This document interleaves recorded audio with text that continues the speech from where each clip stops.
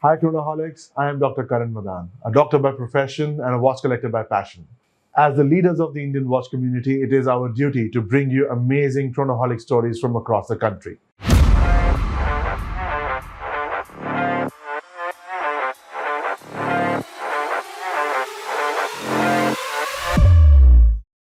For this episode, our guest is Mr. Abhisek Basak, an inventor, a designer, an artist, a nature lover, and the founder of Absynthe Design in Delhi. Abhisek, how are you? I am good and welcome to the gallery. Thank you. For having me. Oh, it's our pleasure. We're always looking for amazing stories, and we thought, no one could be better to kind of take us through the journey of vintage watches and restoring watches and creating pieces of mechanical art out of amazing forgotten watches. So that's very important to us.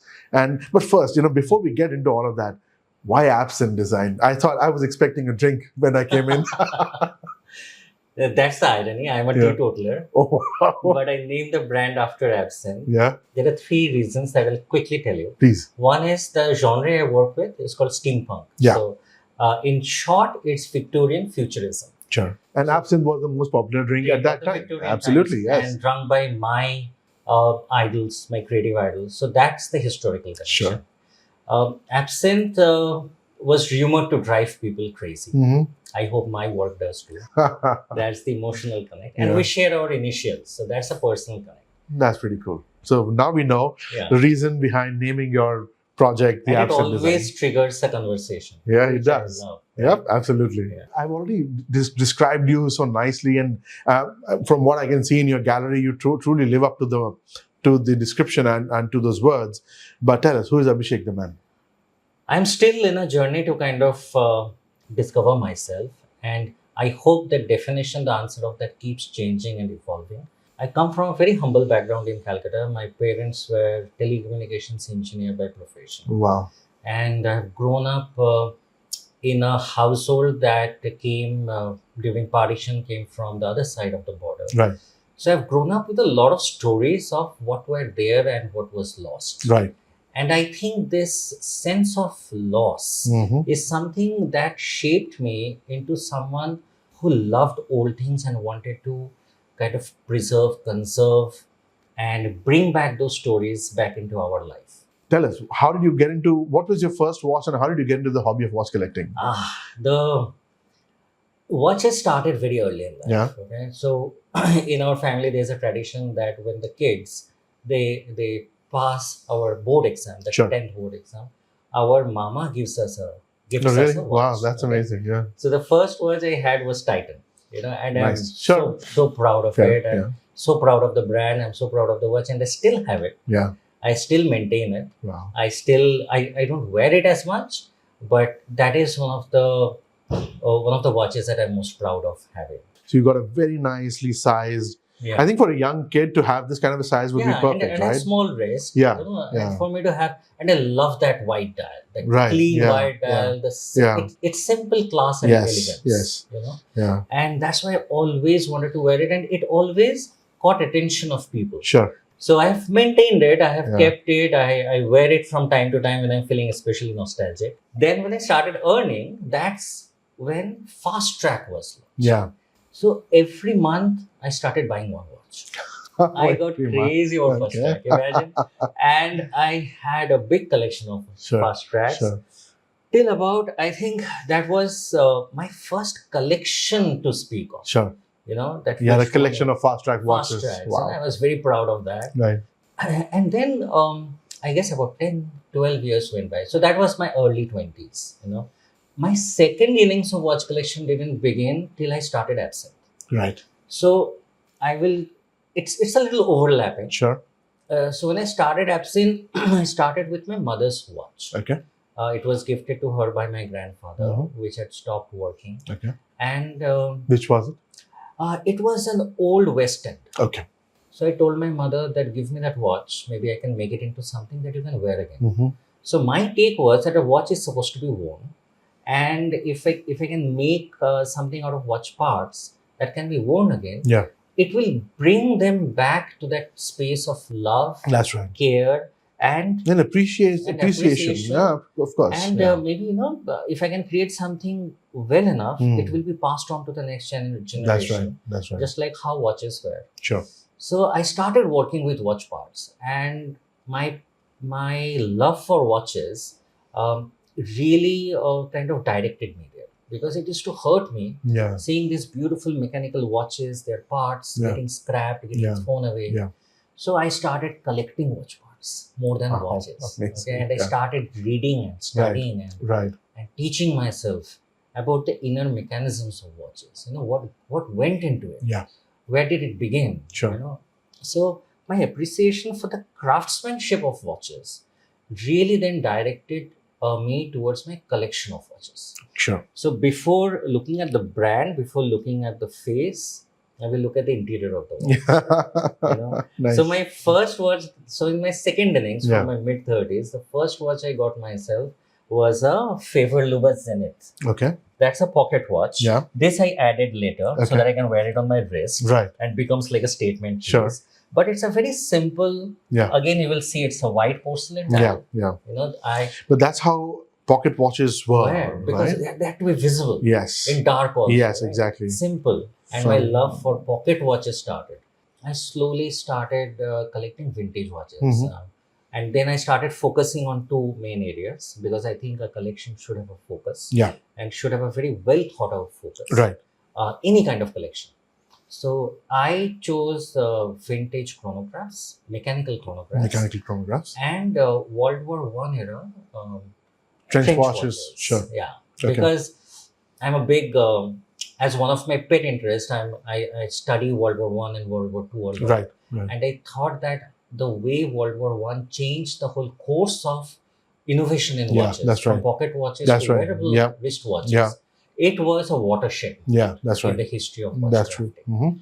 true. So I want to make those historic watches a part of my collection, so that there is those stories and those history is kind of preserved. Yeah, I appreciate what you're telling me, because this is one of a kind stuff. I've not seen too many people do this. I'm sure there are collectors of pocket watches, mechanical chronographs out there, far and wide.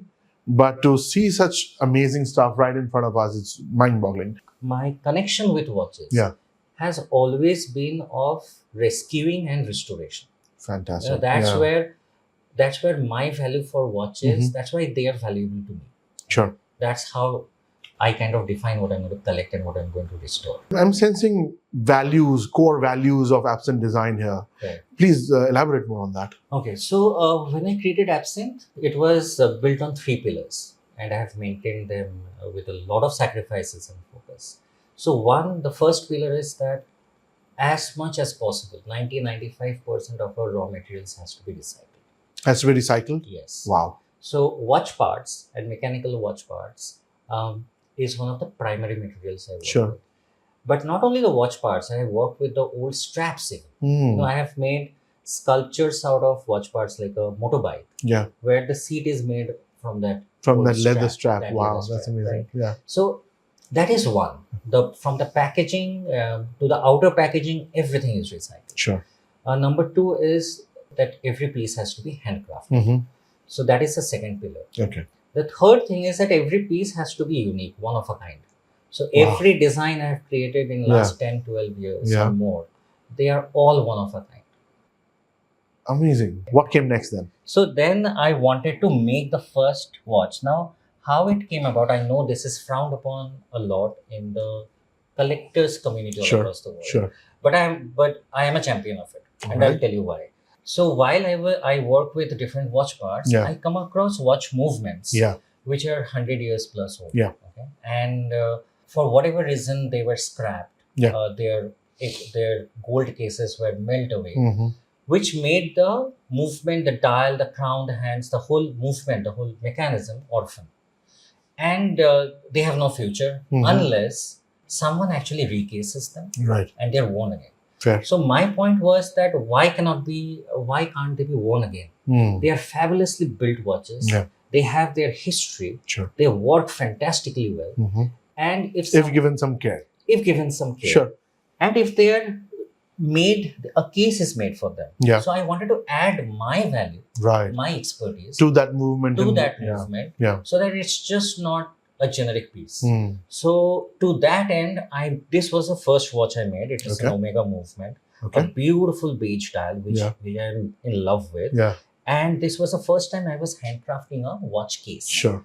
which is a very, very difficult thing to do given the kind of precision one has to Sure. achieve. Sure. So this is the watch movement. So I learned how to glue the screws, Hmm. the The heat treater. wheels, the heat treatment. Yeah. Yeah. And it's a fraction of a second for which Yeah. it gets that Absolutely. glue. Absolutely. After that, it loses that It color. loses Yeah. that. Yeah. So Yeah. that was a skill set that I had to learn how to do it all by myself. Restore the watch And then the hands build- too. The hands were original. Okay, So sure. that's why I matched the steel. Match the back sure, with the front. Sure. I wanted to showcase the back. Yeah. Trust me, if I can wear the watch like this, I will wear it.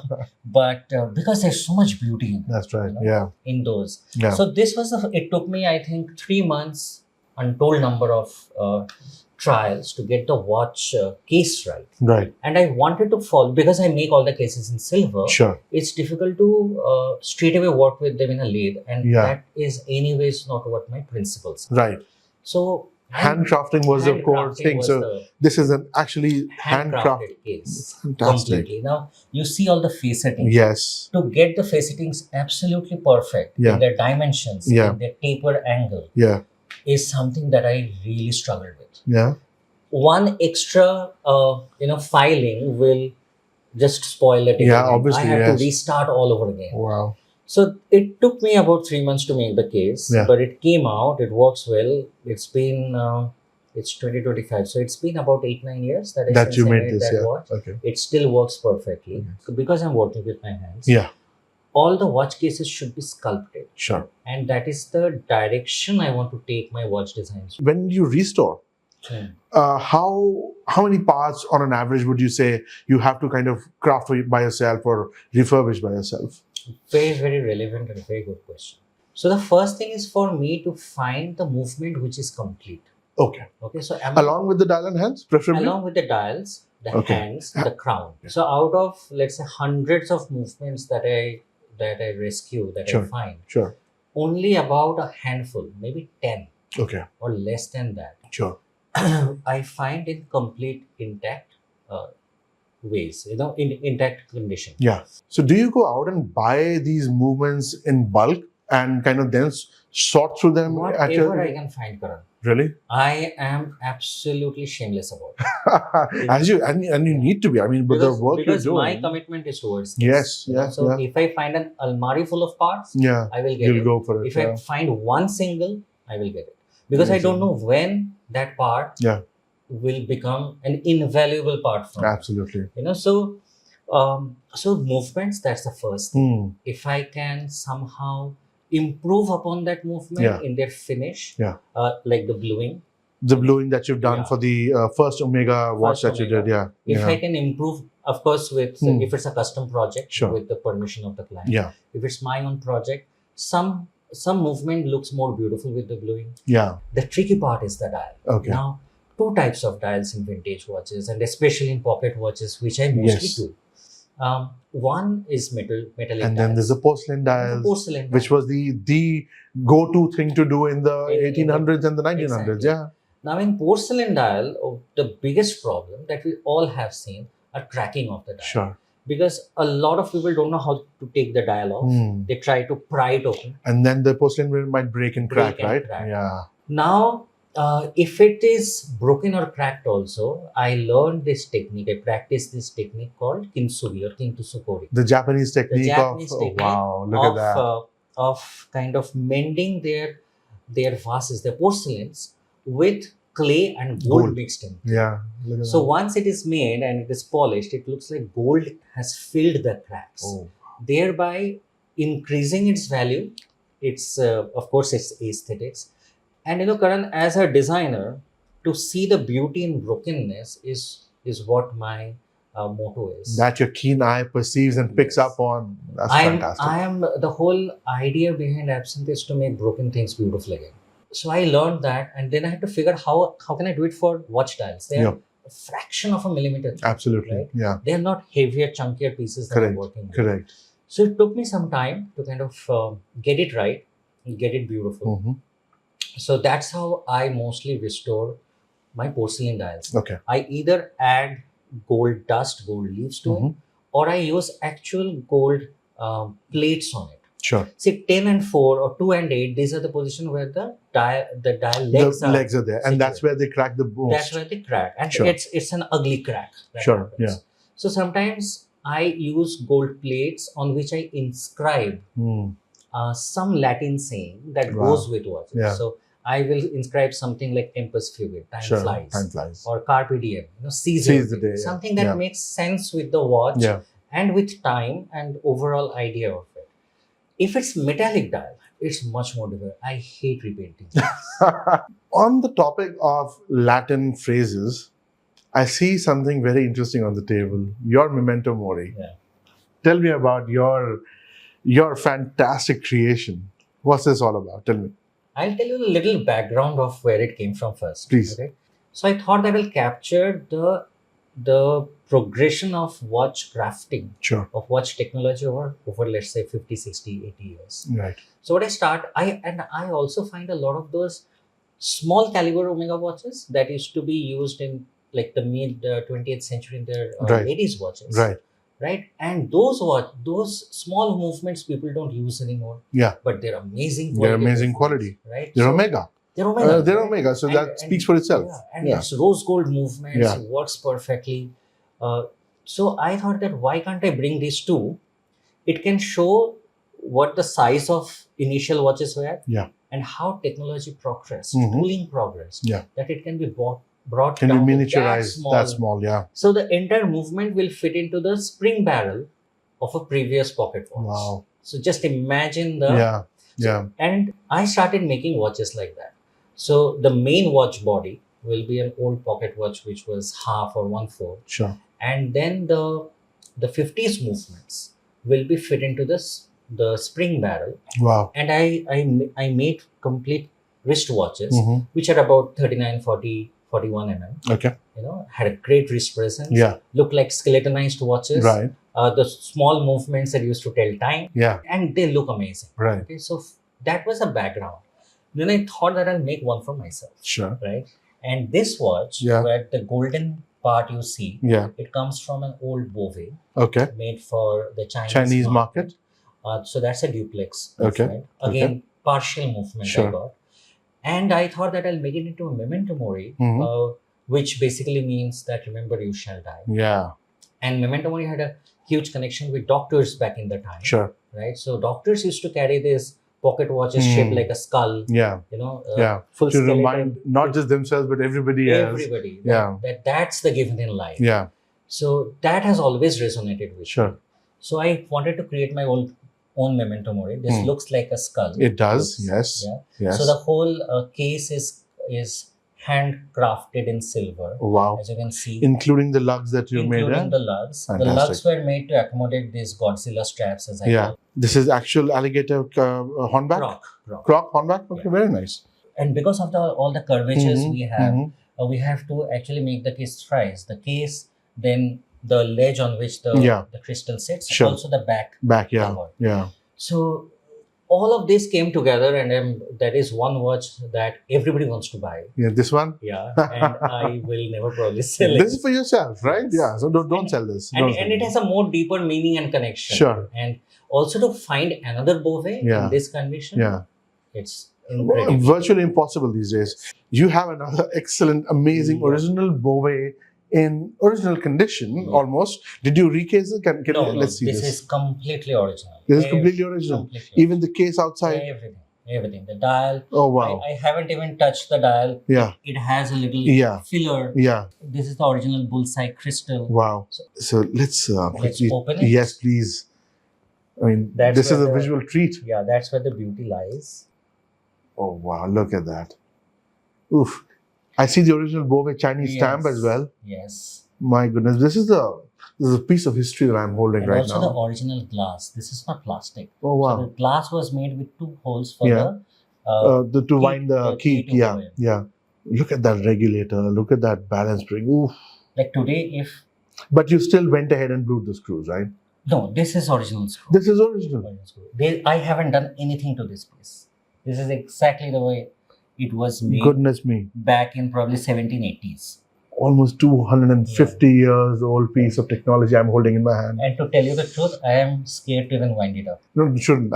You know what? I'm respectfully going to hand it back to you because, well, this is terrific. You know, this is a piece of history. Yeah. This is a piece of horology. Yes. Right. And I don't want to do anything because even if the glass cracks, I cannot replace it. You cannot replace this anymore. Yeah. I have replacement bullseye crystals, but not the back glass. I cannot make it again.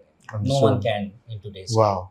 time. So I don't even take the risk get of it winding. framed or something, huh? Quick in pride of I place. know. It is such an amazing. And now that we are onto your wonderful selection of pocket watches, tell us what else do you have on the table, which is really close to your heart. So this is again one piece I really love. Okay. It is a very simple watch, right? Okay. If you can, it's a silver and gold numeral dial, right? With a scenery of a seaside port. Yeah, there's a ship coming in, and there's a lighthouse. Yeah. So, again, a bullseye crystal. Sure. One can imagine probably it was made for a ship captain or someone who probably held a shipping company. Right.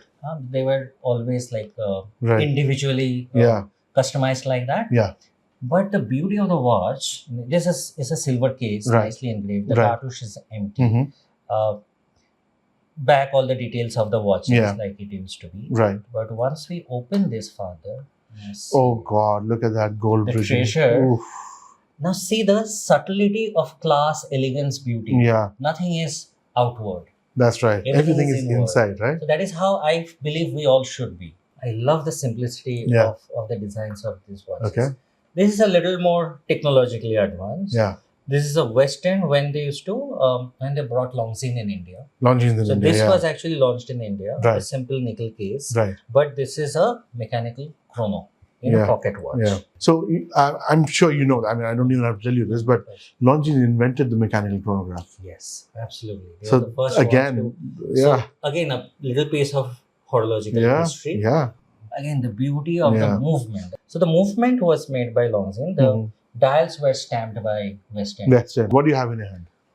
This is, I mean, compared to the others, this is more, I would say, generic, but a very special piece. Sure. It's a triple date moonface pocket watch. Right. Again, with its original gold hands, its original dial. The dial is in fantastic shape, as you can see. Yeah. The movement is pretty simple compared to the others. Sure. But here, the focus is on the function and the beauty of the watch outside, especially the dial. Right. I love dials which have function. But the functions of the calendar on the front, can they all be adjusted to the crown?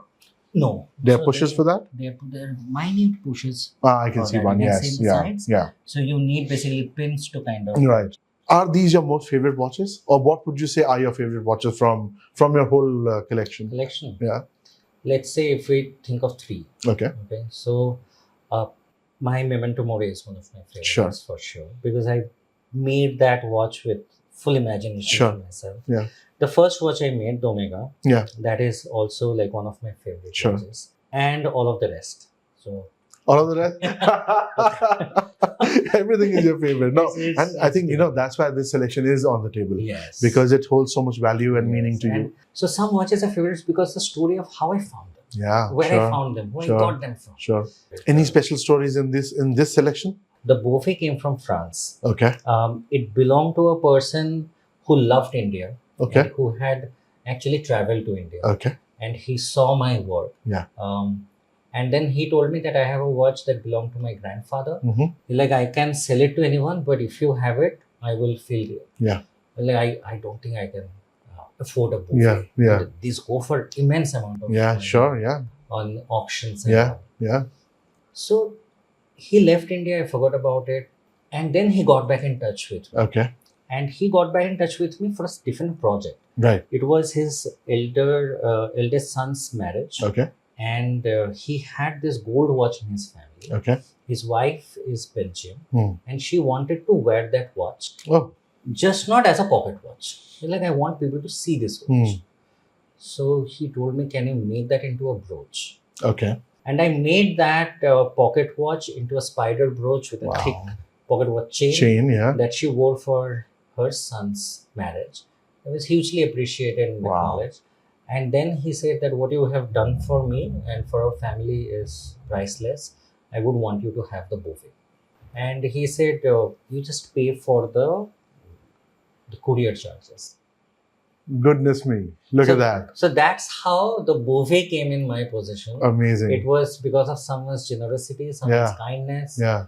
and someone who acknowledged and appreciated Sure. it. Yeah. So, Yeah. more than what the watch means or values or priced as a The watch, story behind it is far more valuable.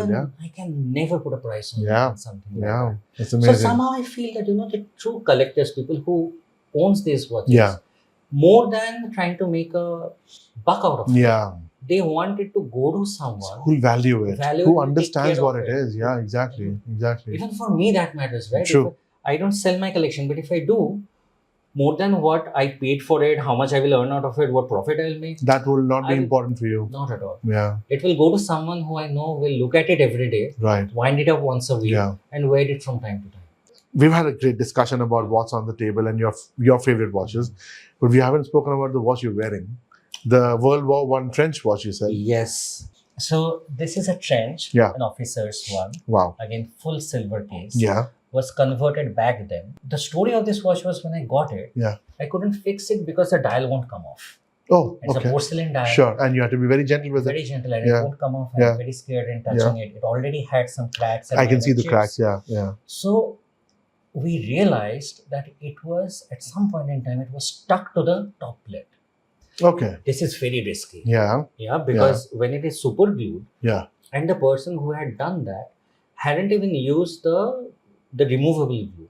Oh. It was super glued in. Oh, God. Some very, very tough glue. Yeah. So to take it out, without taking it off, we couldn't fix it. So to take it off, we kept thinking what to do, how to take it off. Sure. Right? And then it hit me that most of these super glues, the cyanopriolates, the only thing that works against it is heat. Yeah. Of course. Yeah. Right? So to heat it is again another challenge. Yeah. So how we can heat it so gradually that it will just release the Yeah. The glue will kind of release itself. release Yeah. it Yeah. and not Damage so it much further. that it damage Yeah. it. Yeah. one watch. I don't use my World War Ones very often. Yeah. But that is something I use very rarely. This is one you use Very, pretty very rare. Yeah. Very Somehow nice. I'm not very scared of Yeah. wearing. Hey, it survived World War One and World War Two, so Yeah. pretty sure it can survive Pretty sure your it will workshop be. as well. Yeah. The way my relation with time is, right? I'm not very finicky on the accuracy, the exact pinpoint accuracy of the Okay, watch. okay. Right? So I'm okay with 5 minutes here and there. I'm okay with adjusting the watch every 3-4 hours and wind it, give it a slight Okay. wind. Rather than getting my head into that space that Oh, it needs to be accurate within the Perfect, and second. Yeah. Okay. because then I cannot do what really matters to me yeah, more yeah. of restoring the watch and Sure. recreating other things. Sure. So I'm okay, and I tell my people who buy watches from me that rather than giving it a full wind, give it a half wind. Let the watch not be stressed. True. It's okay for us to wind it after 6-7 hours and reset. Yeah. Let the And develop your own connection with it, Connection right? with yeah. it. Develop your own story and exactly. yeah. Nowadays we don't really wear watches to tell time. that's yeah, well, Huh? absolutely. What about the pocket watch that you're carrying? Oh, so this watch is special because of its case. Okay. Okay. So this is a silver gold Niello case. Ah, nice. Right. So Niello is this black material Yeah. for people who are who needs to know about Yeah. it. It's this black alloy material. Yeah. Which is to be filled in to create a background. Background, yeah. Okay. So the problem with Niellos you find these days after a certain age, they fall off. Okay. So this case is special because it's not damaged. I have got other Niellos where the Niello is missing, Okay. parts missing. Do you do that technique yourself now?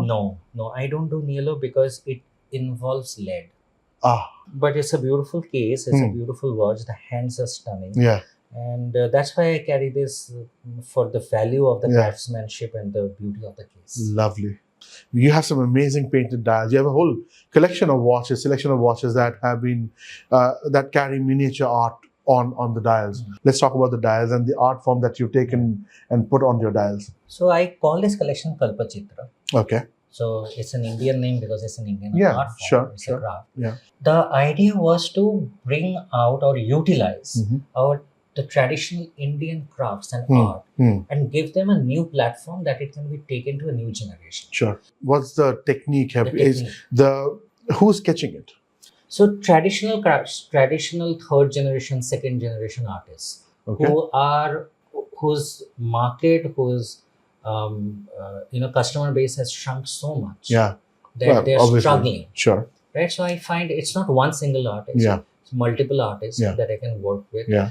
Because all artists have their own comfort zone Sure. and skill sets. Sure. So some are very comfortable making gods and goddesses, but they are not so open to making new subjects. Sure. So I have to find someone who is open to making and sketching Yeah. new modern subjects Right. as well. Right. Okay. We created multiple subjects. The base I wanted to stay true to the original, which was ivory. We cannot use ivory. Yeah. So a composite material which mimics the surface texture as well as the color of Ivory. ivory. Oh, okay. But So is it's it kind of a resin? it's a resin. Okay. Okay. And where we can also control the thickness of the dial, which is critical in watching. Absolutely.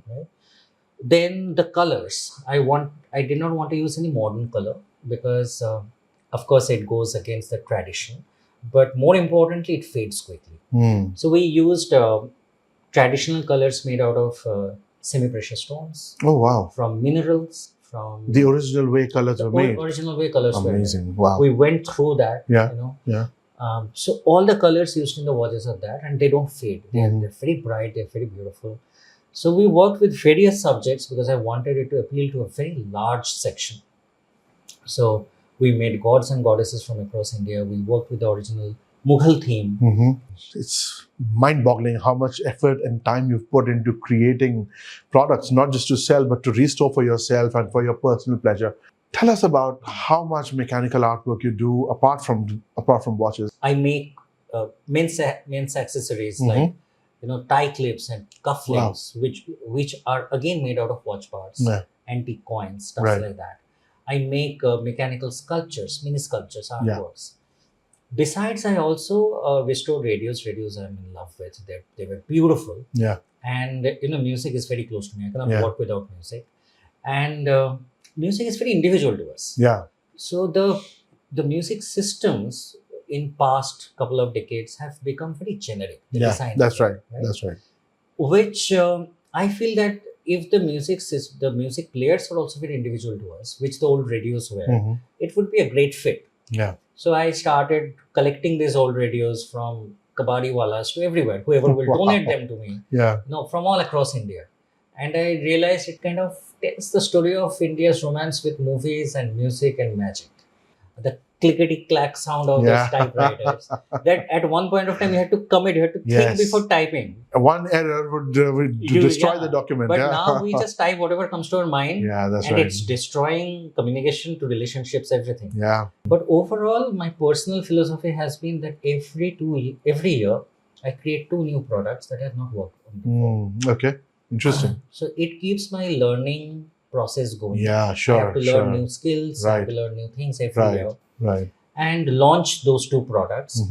Most of them becomes regular ranges, and some are one-time trials because I want to design one of everything before I die. So that's how there are so many different products and there are so many different connections. Sure. Somebody will bring a typewriter to me which belonged to their father, and they want it to be turned into a sculpture because they cannot use the typewriters anymore. So, all those little journeys that form with the clients who become friends and who become, supporters in my endeavor. Sure. That's, I think, is my biggest takeaway from this life. Any regrets in the hobby? Something that you missed picking up or something that you purchased and you said, it doesn't work for me? I remember that I saw this triple dial omega chronograph, sunken white dial, sunken sub-dial. Sure. Absolutely cracker of a piece. Something that when you own it, it's like I'm done with the hobby. And I could not get it. Oh. I could not get it because I took an hour extra in making up my mind. Okay. And by the time it was sold already? It was sold. Because, those watches don't sell. Yeah, absolutely. Yeah. If you spot them, you pick them up then and then. You just stop asking yourself questions and you just pick them up. Yeah. So that was a heavy regret.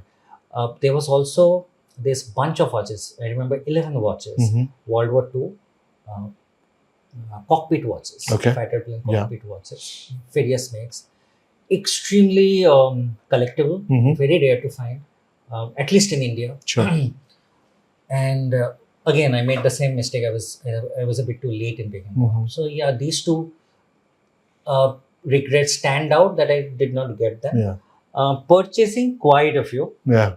initial days. Sure. Quite a few till I was figuring out Yeah. what I should collect. Right. So yeah, I won't call it exactly a regret. It's a journey, right? It's a journey. You kind of understand your own taste with Exactly. time, right? And Yeah, you learn, absolutely. okay, Yeah. this is what I should not do. Right. Huh. So I won't right. say regret in picking, because when your means are very frugal, you spend more time in Yeah, really exactly. considering Yeah. that. No, absolutely. So all my purchases have been very, very considered. I have not regretted buying any of them. But yeah, some I have missed, which I still I close my eyes and I see them and like I should have bought it. What should the hobby actually mean in this world? I mean, I know we touched upon this, that it's very easy to go out and throw money and hoard stuff and buy stuff. But I firmly believe in that this hobby has way more meaning to it. And it befalls individual collectors to find their meaning in this journey. Very, very What do you say about that? See, I think hobbies really develop us as individuals. Yeah. That's why we have hobbies. And collecting is one of the most prominent hobbies. Sure. Be it stamps, which is my original hobby. That's where you started, yeah? That's what I started with, which is my original hobby. Or be it watches, be it people collect all kinds of things.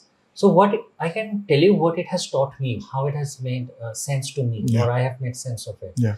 The first thing I think my collections taught me is discipline. There has to be discipline. Right, absolutely. Right? Yeah. You can't go haywire. Yeah. There is control. It should teach us to have some self-control. Absolutely. Again, just because you can afford something shouldn't mean you should buy. Yeah. Right. So it teaches us control. Very right. And dedication, perseverance. Sure. Right. Yeah. Also, a lot of times, which is coming to me now, when you have reached a certain, let's say, stage in the hobby, also you need to know what to let go of. Yeah. It's very important to know that part. That's very important. Learning Yeah. that at one point of time, you should learn how to detach yourself. Is there a message that you would like to give to fellow chronoholics, people who are new to the hobby, people who are exploring this journey? What message would you like to give to them? The first message, at the risk of sounding self-serving, is that support us who are actually making, crafting this. Yeah. We really need the support. I, for one, know that so many of us can do such amazing work. Yeah. Right? Yeah. But it's an expensive thing to do. It takes a lot of our lives. Yeah. So even if it is one piece, that support more than anything morally means a lot to us. That someone is trusting us. Yeah. So that is one thing, that is my appeal to everybody. And I know that there is so much wealth of skill, craft, and passion in this country that we can do great stuff. Yeah. So we need that domestic support before we can take it international. Fair enough. That is one. Number two, for another very important thing, again, know what you're collecting. Find a space in your collection, in your life, for pieces which were loved before and can continue to use. Love, sure. Sure.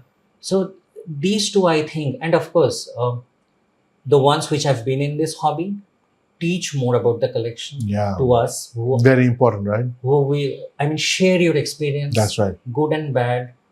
Let's have conversations around it. Yeah. Let's bring more people into the hobby. That's our mission at Chronoholic, right? Yeah. If you like watches, if you can talk watches, if you want to learn about watches, you're a Chronoholic already. Yeah. So join us and you value time. You value the means that we have invented something mechanically that measures an idea. That's of right. time, That's right. What an amazing human endeavor! Absolutely. It is in its engineering, in its accomplishment. What an amazing human accomplishment! Right? We need to keep this going. We need to have appreciation for this. A person, a man, who's on a mission to make sure that this art form thrives, not just survives, but thrives.